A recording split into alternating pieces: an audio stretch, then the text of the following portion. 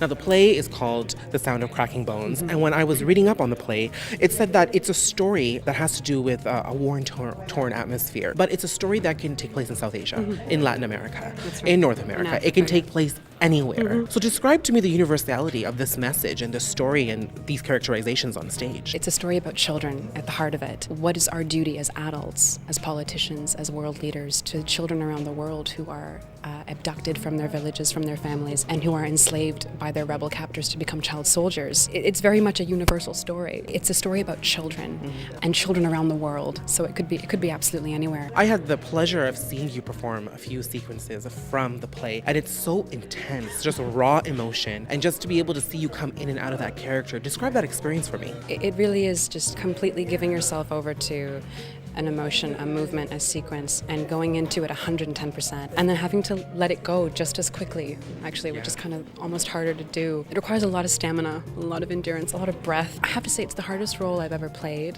on stage, and I'm really grateful for that. What do you think the play says about gun violence? Because there is this scene where you're traumatized by this nightmare, and you can see that the issue of guns, just being surrounded by it and being in a place where your life is being threatened, has given your character a lot of fear. That's right. What do you think that says about gun violence, and what should people know when they watch this play? We're using a real Kalashnikov gun in this play. Obviously, it's a dead gun. It's not loaded, and it's been welded shut. But it's the only real prop we have on stage. I think it's very powerful. These are what the children are given. They're given guns as soon as they become child soldiers, and these guns become their best friends. It become their teddy bears in a way. Where they should be holding teddy bears, they're holding guns, and they defend themselves with it. It gives them a sense of strength. It gives them a sense of power. But these guns also take on a whole new character for them. That scene that I performed with, the nightmare scene, I'm talking about how I'm actually giving birth to guns. I'm giving birth to children that are coming out with guns. It's putting it in a metaphor and saying, if we can just arm children with guns, what does that mean for the future of the world? Guns are more accessible than shoes. They're more accessible than pencils and notebooks that children should be using to learn with. The first one had no gun when she came out of my belly. She found a Kalashnikov between my legs. The second was born with a gun in her arms.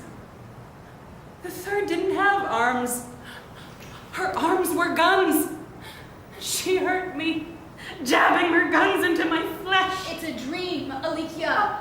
They're little girls. Little girls with guns! I'm interested in understanding how you connect to the play personally and professionally, and to your character. Indo-Canadian actress, South Asian background, French speaking, speak South Asian languages as well. How do you bring all of that experience to stage and then connect with your character and be able to really do it justice on stage, because it's very physically demanding? It's a fantastic question. All those things certainly help me, the languages and the cultural experiences. But regardless of all those things, at its heart, it's a play about children. The only way I could possibly relate to this story is that I was a child at one point. And so I have to go back to my childhood. And the only point of entering the story is my imagination. Arguably, that's the only tool an actor really has at his or her disposal, is their imagination, their ability to say, what if this was my story. What do you want the takeaway to be for the audiences, those who haven't experienced a situation like this, just as yourself, who come to the play with your imagination and they're just ready to absorb what's being done on stage? It's a play about children, but it's just as much for adults as it is for children,